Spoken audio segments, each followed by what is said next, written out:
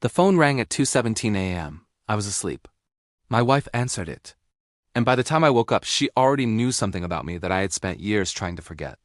This is the story of the call that wasn't meant for her, and the truth it forced into the open. My wife, Claire, and I had been married for 9 years. Not the kind of marriage people write poems about. The kind they build quietly. Morning routines, shared calendars, inside jokes that stopped making sense to anyone else. We trusted each other. That's important to say, because what happened next wasn't about betrayal. It was about timing and fear. I worked in logistics. Long hours, occasional late nights, nothing suspicious. Claire was a light sleeper. I wasn't, so when the phone rang that night, she heard it before I did. I only remember waking up to the sound of her voice.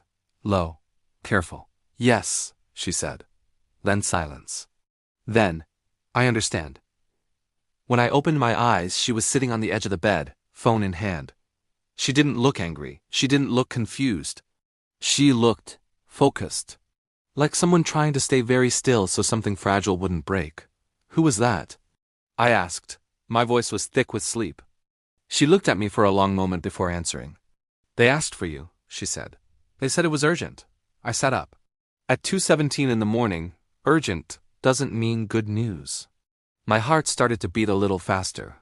My mind raced through a list of possibilities: work emergencies, family trouble. Nothing prepared me for what came next. What did they want? I asked, trying to keep my voice steady. She didn't answer right away. Then she said something that made my chest tighten into a knot. They said you used to go by a different name. I felt the room tilt. The air thickened. It was a sentence that reached back through a decade of our life together and pulled on a thread I'd cut loose forever. Claire watched my face carefully, not accusing, not suspicious.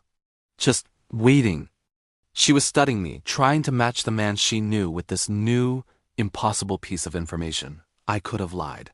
I had lied before by omission, for years.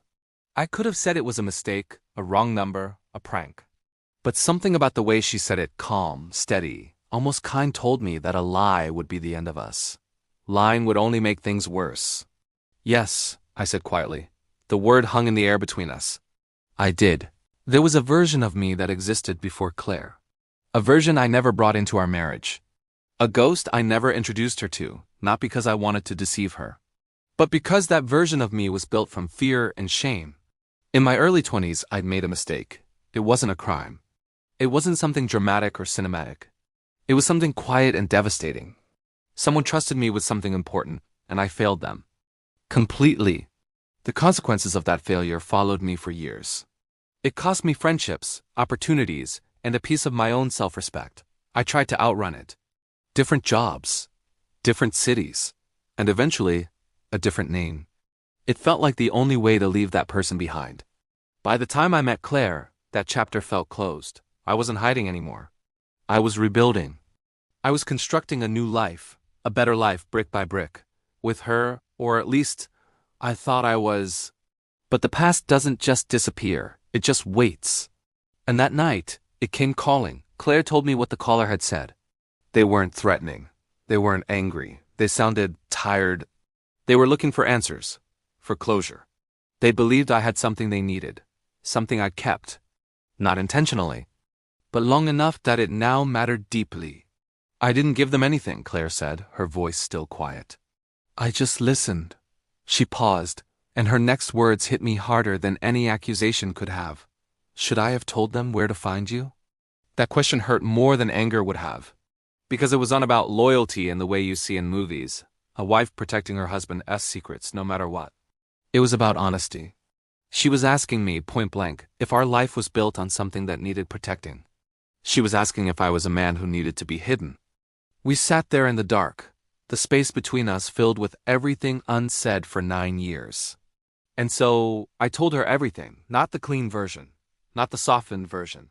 The whole thing, the failure, the suffocating guilt, the reason I changed my name, and the crippling fear that if I ever reopened that door, everything I built, our home, our marriage, this new man I had become, would collapse into dust. Claire didn't interrupt. She didn't comfort me. She didn't judge me. She just listened. She gave me the space to finally unload the weight I'd been carrying alone for so long. When I finished, the room was silent again.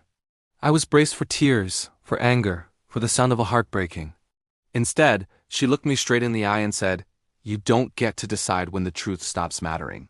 She was right. I had tried to put a statute of limitations on my own past, hoping time would make it irrelevant. But truth doesn't work that way. The next morning I returned the call. It was one of the hardest things I've ever had to do. I met with the person I'd avoided for years. The conversation was painful. It was necessary. It wasn't redemptive in a movie sense. There were no magic words that fixed everything. There were apologies that didn't erase the damage, and answers that came far too late to truly heal the old wounds. But it was real. When I came home that evening, exhausted and emotionally drained, Claire was still there, waiting, not because she had to be, not out of obligation, but because she chose to be. Her presence wasn't a reward for my honesty. It was a testament to her strength. That night she answered a call meant for the man I used to be. And instead of protecting my past, she protected our future, by refusing to lie, by refusing to pretend that love means silence. She showed me that true partnership isn't about hiding each other's flaws. It's about facing them together. Some secrets don't destroy relationships when they're revealed. They destroy them when they're avoided. If someone you loved learned your worst truth by accident, would you defend yourself? Or would you finally face it? If this story made you think about honesty, timing, or the weight of untold truths, follow for more stories like this. Some conversations change everything, and some are worth having even when they hurt. Thanks for listening. Follow for more.